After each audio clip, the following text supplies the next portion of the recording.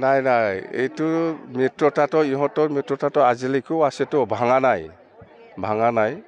এইটো ইহঁতৰ কথা, আমাৰতো ক'ব লগা একো নাই। আমি BPF আগৰ পৰাই অকলে খেলি আহিছোঁ আৰু এইবাৰো আমি BTC নিৰ্বাচনত মিত্ৰতা থাকে তেনেহ'লে নাই নাই নাই প্ৰতিহত কৰিব, যিহেতু কেইবাবাৰো ইতিমধ্যে পৰাজিত হৈছে BPF। নাই এইবাৰ BTC ইলেকশ্যনটো অলপ বেলেগ ধৰণত হ'ব।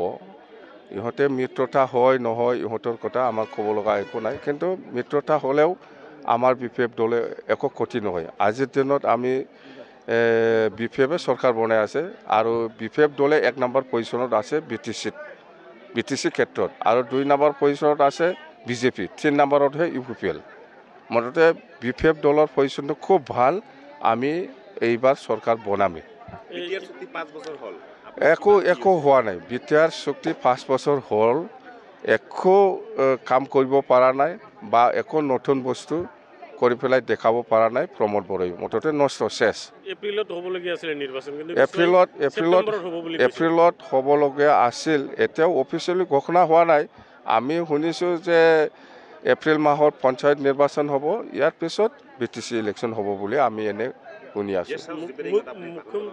গেষ্ট হাউচটো আমি 3 কোটি দি গেষ্ট হাউচ বনাইছে শিলিগুৰি, 12 কোটি ৰিপেয়াৰিং। এইটো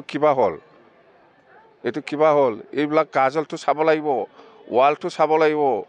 ৱালবিলাক মাৰ্বলত দিছে না ইটা দি ৱাল বনাইছে, আৰু সেই চকীবিলাক চাব লাগিব সোণা না হীৰাৰ, আৰু গাজালবিলাক চাব লাগিব এইটো হীৰা না সোণাৰ গাজেল, তেতিয়াহে মিলিব।